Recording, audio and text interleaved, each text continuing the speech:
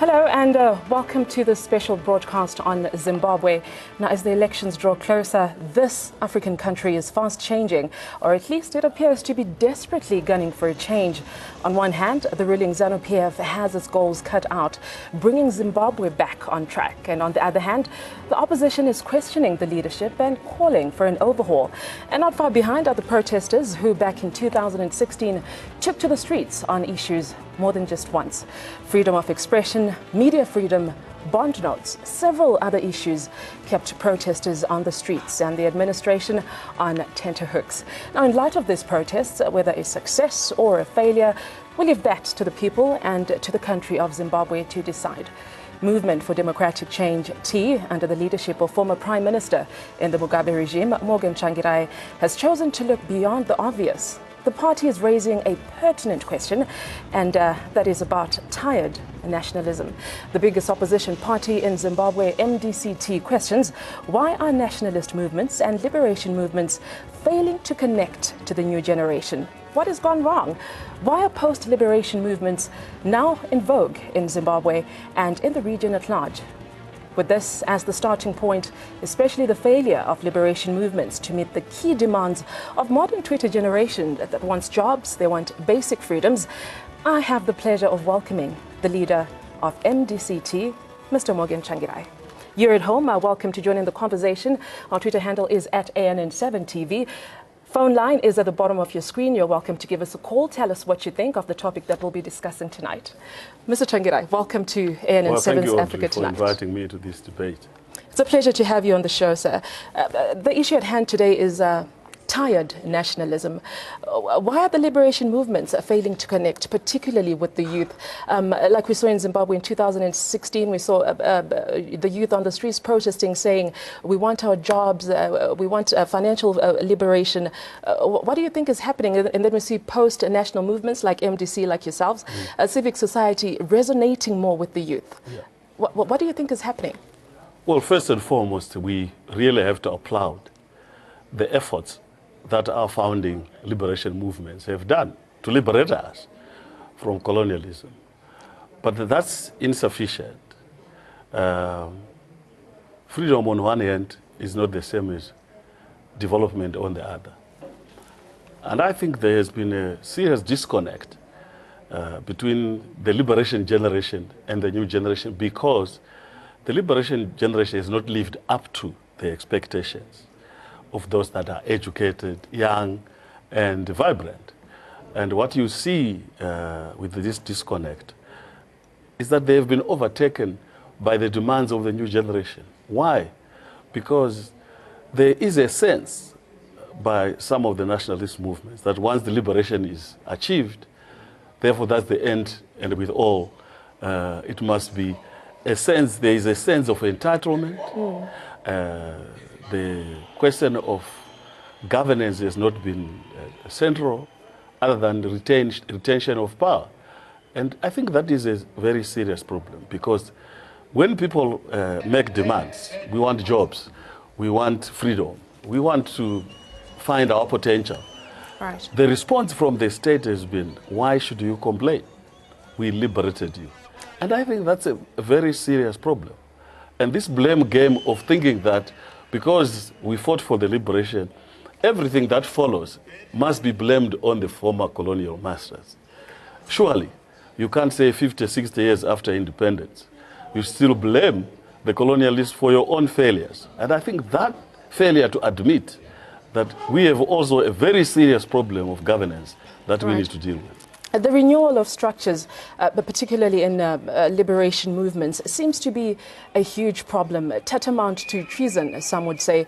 Do you think perhaps it stems from how these liberation movements were formed back when they really didn't use democratic processes when they came up with their movements, and there wasn't really a political competition at that point? Do you think they have brought that to the age of millennials that we see now? Yes, I think, take for instance ZANU-PF. And the liberation movement, PF, the combination of ZANLA and ZIPRA.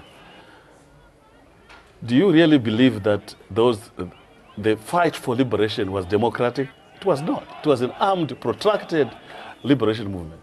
There was no democracy to tell about. If the story be properly told, they had to do certain things in order to advance the interests of the struggle. But in the process, also instituted a lot of crimes, violence, and cultures that are totally anti-democratic. So they translated the liberation culture into independence, and they have never transformed into a democratic movement. You see, for instance, when the MDC came into place, the first accusation was that why are you forming an alternative political formation? You must be sent by somebody. Right. And in this case, you must be puppets of the whites or puppets of the West. Yes, and that's another topic that, we'll discuss later. Yeah, so the structures were never democratic. And there was no effort to try to democratize ZANU-PF in government. They perpetuated the same culture of centralism, corruption, and even one-man rule. Right. And speaking of renewal of structures, Mr. Tsvangirai, you yourself have been the leader of MDCT since 1999. It's been 17 years now. Do you think perhaps you are mirroring the image of what will you call a dictator, a person who does not want to get into power? Why haven't you given up power by now yourself? Why haven't you given... What is giving up power? In this case, the president of the Movement for Democratic Change is elected by a constituency across the country. We are in a struggle, and in a struggle, sometimes it's very difficult to change horses in the middle of the struggle. It's not that we are not thinking about it. We are already putting in place the mechanism so that the party should not be identified with an individual. We want to move. But this has been the case for 17 years now, Mr. Tsvangirai. It has been the case, not because of the choice of the leader, but because of the nature of the struggle and the association with which people have confidence in the leader.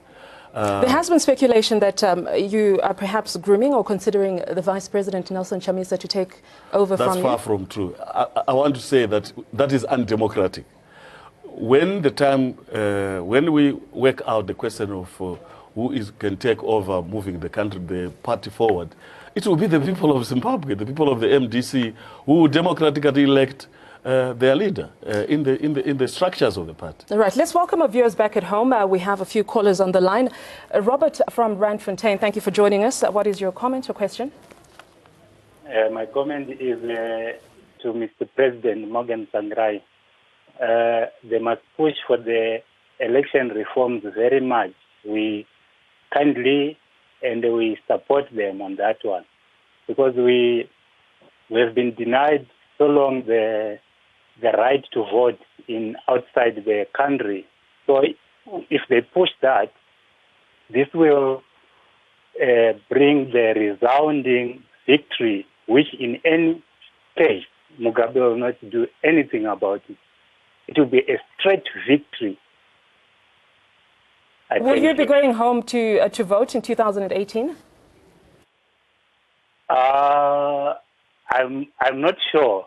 That's why I say they must push the electoral reform so we can have a diaspora vote. Point noted. Thank you, Robert from Randfontein there. We have Sam from Cape Town. Sam, very good evening to you. Thank you for joining us. Your comment or question? Good night, ma'am. You're speaking to Sam. Listen, I just want to greet the viewers and Mr. Tsvangirai. Look here, what I see the failure in Africa, there's one problem that we have really ignored. The problem, it is not about what is happening to Zimbabwe. This thing will happen into South Africa the same. The failure is we adopt a system that makes us uncomfortable, and that system is very dangerous. We are in the hands of those monopolies. What is happening right now in Africa, it is not about. The big problem it is when we take power, we forget that where we come from. Right. And this is what is happening. But the thing, let me tell you that Africa is in a problem. We have to solve our own problems. But if we have these objections from the outside, Africa will suffer, and this is what is happening, and South Africa is next. Sam, I'm sorry, I'll have to cut you off there. We have more callers on the phone line. Thank you for making your point. African solutions for African problems, basically, that's what Sam from Cape Town is saying. Stephen from Douglasdale, thank you for joining us. What is your comment? Let's keep it very short and sweet. Thank you, Audrey. Just a quick one. specifically Mr. Tsvangirai, in the case of Zimbabwe, how are the challenges of tired nationalism manifesting themselves? And is there any hope for nationalist movements to redeem themselves? And in what sense will the MDC be different from these tired nationalist political parties? Right, Stephen, thank you for your question. I'll pose it to Mr. Tsvangirai. Coming back into studio, Mr. Tsvangirai, our first caller spoke of election reform. Yeah. Before you answer that, I just want to touch on this one issue. You just came back from Ghana, the inauguration of the new president of that country over the weekend. On what capacity were you invited? Were you representing the people of Zimbabwe, or was it this is your own personal capacity? Because we do know that the Mugabe government was not invited at all. I'm aware that the government was, through the diplomatic channels, invited like any other African government. So if they didn't attend, that's neither here or there. I was invited as leader of the opposition, not in that capacity necessarily, but they are our friends. Right. They are pathfinders. What did you learn from the election in terms of electoral reforms, like what our caller was talking about? Yes. What can we apply in our own in a Zimbabwe system There's to a make lot sure that that needs we to can be, improve it? the whole election machinery has to be changed so that the people's vote is not subverted. In our case, there is a lot. We don't have media space for the opposition. Violence is prevalent.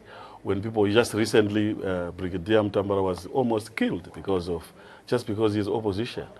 Then you have the question of the mechanism, the technical capacity of Zimbabwe Electoral Commission. And you also have judiciary playing a role to try to suppress the will of the people. I mean, if I still have my election contest in 2002 still on the bench and has not been dealt with. How many years after? It's almost 10 years after. So you do have some complicity that we are opposed to. So there are a number of issues. We have produced a document. We have presented that document to Zimbabwe Electoral Commission. It has basic standards.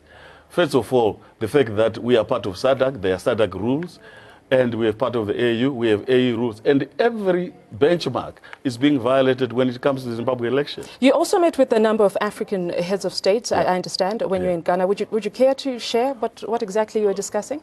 Well, I mean, the whole question is about the forthcoming election in Zimbabwe, and to draw their attention that we can't have another disputed election again. With President Obasanjo, I said you were the chief observer mission for the AU. But you know what happened? The last night before we went to the election, I went with President Obasanjo and President Mugabe, and I pointed out one constituency which had 200 names. Same birth, same name, on a voters' roll. And the voters' roll had not been available to the opposition. So those are some of the technical issues, apart from the security issues, where the security establishment gets itself involved. There are 11 officers now employed by ZEC Secretariat. And that you can't have.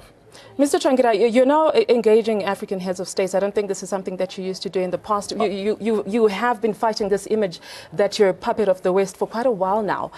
Do you think you've done enough to erase that image? Or no, this is not the first time. Because people have this perception that perhaps African leaders as well, to say if you were to be given Zimbabwe to rule, it will be a threat to the whole region because you would perhaps literally give it to the West. That is a presumption that has been taken by ZANU-PF propaganda when the MDC was formed. If the MDC was a puppet, how could it have withstood 17 years of existence? It is a people's project. The fact that we are an alternative post-liberation formation does not in itself say that we are not Africans. But we are saying the issue and the conditions that exist in our own country demands an alternative political formation. It doesn't matter what stereotype you try to create. And besides, I've been very much in good books, some of the African heads of state, in Kenya, in Botswana, here in South Africa. I've engaged everyone.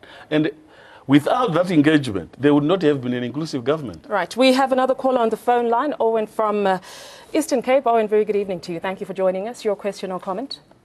Yeah, it's a question. Hello, how are you? Very well, thanks. Please go ahead. I do have a question to Tsvangirai. It's like, I don't understand when he's talking about democracy. Yet he himself, I understand that if you say from the breakaway other MDC parties, they are all just because they want a change of a man on the helm of the party. That means they want him to resign and appoint another one to take over. That's because, for me, basically, I do believe there's no one who can rewrite the examination twice and failing. If you can fail twice for examination, that means we fail. So Tsvangirai must accept that he failed to lead the party. Someone must take over. I think that's all. Oh, and thank you for your call. Mr. Tsvangirai, would you care to respond to that? I don't have any response. What is democracy? Democracy is the will of the people. The will of the people in the MDC is that they want their president to continue. And when it comes to elections, where these elections conducted in a free and fair, where they were condemned by the legitimacy of the elections. Yeah, the legitimacy of the elections. If they were free and fair elections, I'll be the first one to acknowledge and congratulate the winner. But in this case, we won the 2008 election. Did Mugabe accept that we had won the election? No. So when you get people saying, you have failed, where have I failed? The question is that let's get the proper, fair, credible elections conducted so that the people themselves are satisfied that this is the legitimate government we have elected. Stephen from Douglasdale spoke of tribe nationalism. Yeah. Would you like to touch on that? Well, it's exhausted insofar as that you can't continue to peddle nationalist positions that won us the freedom, because it doesn't connect with the new demands that are being made by the young generation. And that's where the disconnect comes. And I'm saying tired because if you look at Zimbabwe, we have a 94-year-old man going to contest. Now, the country is on its knees, the economy, everything is on its knees. Now, what more policy proposals or alternative policy proposals that they are able to do now, what they have not done over the last 36 years? That's why they are tired. They can't have coherent policy position. They can't have a solution to the unemployment problem. They can't even have a solution. In fact, what we see is a degeneration of the economic factors. That and Owen says, what are you going to do different that you have failed to do in the past 17 years? Well, we are in opposition. We are saying to the people of Zimbabwe, we have a plan to resuscitate the economy. In fact, when we went into the JNU, we were the ones who reversed the decline. And everyone knows, 85% of Zimbabweans know what the MDC has done to reverse the decline in 2009 to 2014. I'll ask you to hold on to that thought. We have Takawira from Vidbank. Takawira, very good evening to you. Thank you for joining us. Your question or comment? It's both. It's a comment. Good evening. How are you? Yes, very well, please. Go ahead. Can you hear me clearly? Loud and clear, Takawira. Go ahead. Okay. I want to make 2 points on Mr. Tsvangirai. The first issue that is trying to circle around the issue of leadership in the MDC is very important, because when you consider, like he's saying, a 94-year-old man rerunning elections, on democratically, maybe ZANU-PF would say he is wanted by ZANU-PF members. But when you go to MDC, there is need for leadership renewal. Mr. Tsvangirai can actually give power the same way O.R. Tambo did and Walter Sisulu's in the ANC. If they follow the plan of ANC, succession plan of ANC, it's very good. It can actually give confidence to the people. Thank you for your call. I'm sorry, I'll have to cut you off there. The issue of succession again, Mr. Tsvangirai. Well, if that were the case, would Mandela have stayed in prison for 27 years, only to come and lead the country for 5 years? Would Oliver Tambo given up during the struggle? The struggle has got. Are you saying there's no one else who's fit enough to take over? No, not in our case. Party? That's why we have got a plan. That's why we have got the constitution, which allows for everyone to. It's not about giving up. It's about achieving the goal. It's about renewing structures. Yes, it's a renewing structures, renewing everything. But in this case, I'm just posing a question. Would it have been fair for Oliver Tambo to live in the midst of a struggle to give up? Would it have been fair for Mandela to give up, just to give up to the others? Not because giving up, but allowing the struggle to continue having its own momentum. And perhaps you can explain that analogy after we take this call. Viewers from across the continent are engaging with us right now. We have a caller all the way from Zimbabwe, Bulawayo Musa. Very good evening to you. Thank you for joining us. Your question or comment? Very good evening, and thank you very much for taking my call. Yes, please go ahead. Yeah, I've got 3 questions, and they are around the nationalistic movement in Africa, which is the topic that you're discussing now. The first question really that I have is, what has gone wrong with nationalist political movements in the region? Okay. My second question is, what are the major frailties of liberation movement in the region and in Africa? And the third question is nationalism per se a bad thing, considering that most African countries are led by nationalistic movements? Thank you. Right, Musa, thank you so much for your call there. Musa from Bulawayo again, I think it's a relevant question. The question is not to blame nationalists or to blame nationalism. Yes. The question is, what do you do? What is your plan after achieving the liberation that you have been fighting for? That is the main question.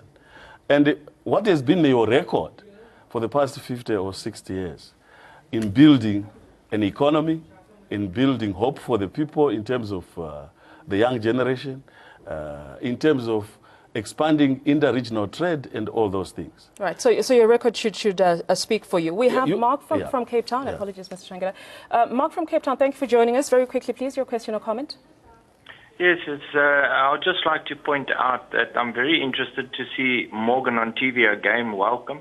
Thank you. And I feel that the solidarity in our African people and white people is broken. And the longer we perpetuate these divisions in both the Matabele and the Mashona and the white Zimbabweans, we will never have peace. And South Africa is suffering the same way.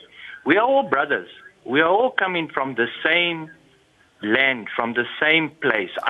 We never felt racism until we came to South Africa as a Matabele, me personally, speaking from a Matabele. I never felt racism until I came to South Africa. So it's very painful that our solidarity and our feelings for each other as Zimbabweans is being destroyed by politics. Mark, yes, Mark, I think you've made your point. We certainly appreciate it. Thank you for calling all the way from Cape Town. Mark brings a very sensitive topic of divisions. We spoke of tribal divisions in Zimbabwe. Now he speaks of race as well. Yeah.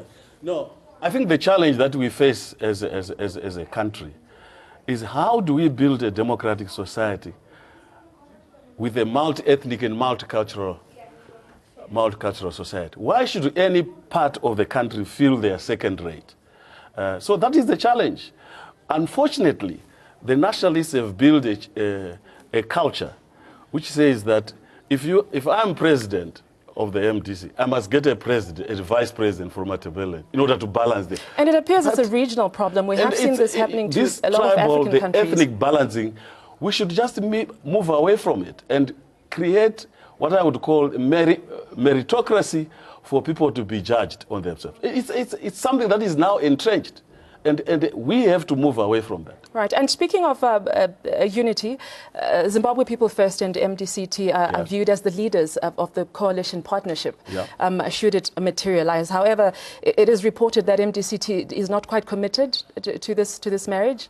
Would you like to comment on that? How do you judge that? Well, we have the Bikita West by-elections that are coming through. I understand you haven't committed yourself as MDCT to say you will be part of that rally. We saw what happened as well with Themba Mliswa in Norton. He says last minute you didn't give him the support that you had promised at the MDCT. Well, let me start with Themba. I don't want to comment about Themba because he knows what happened. Okay, let's speak of the coalition with MDCT and Zimbabwe PF and your commitment to that.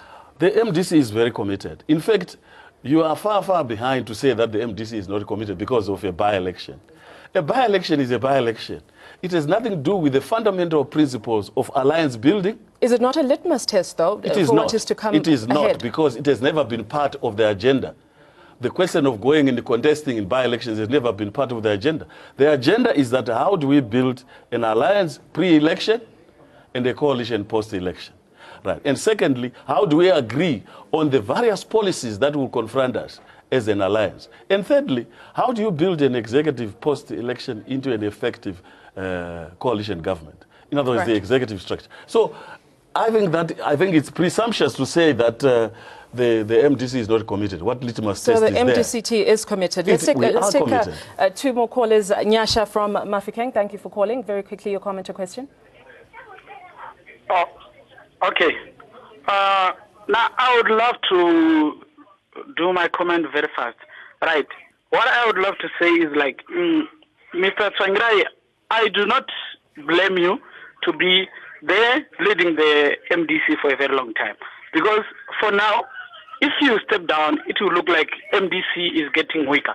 And then, especially now that they know that they have a very good challenge from Mr. Tsvangirai, I think that will be very good for MDC. But to be truly honest, before the 2018 elections, Mr. Tsvangirai, you have to fight for the reformations of the electoral reforms, because those electoral reforms are needed so that we can change.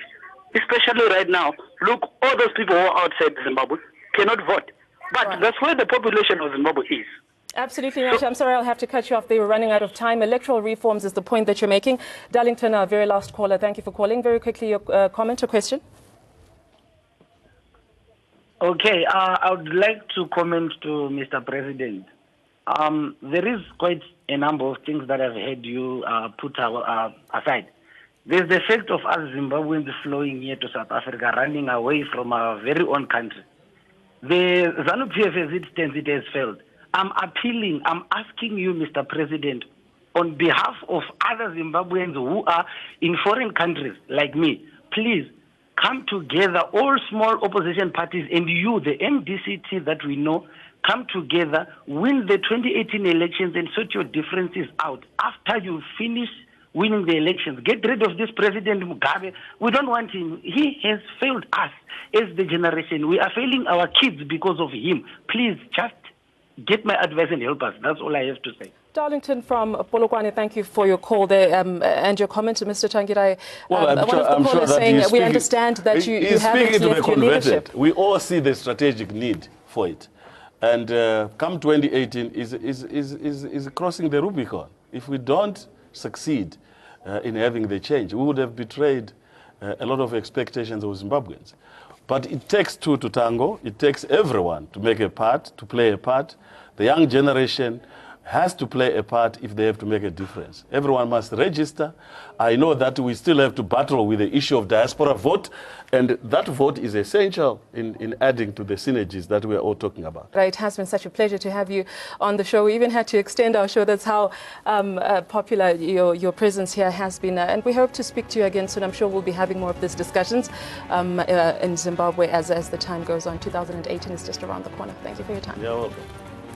And there you have it, to all our viewers and our callers, thank you so much for engaging us. That was Mr. Morgan Tsvangirai, former Prime Minister of Zimbabwe and leader of the Movement for Democratic Change, TD, joining us in studio. That's all the time we had for you.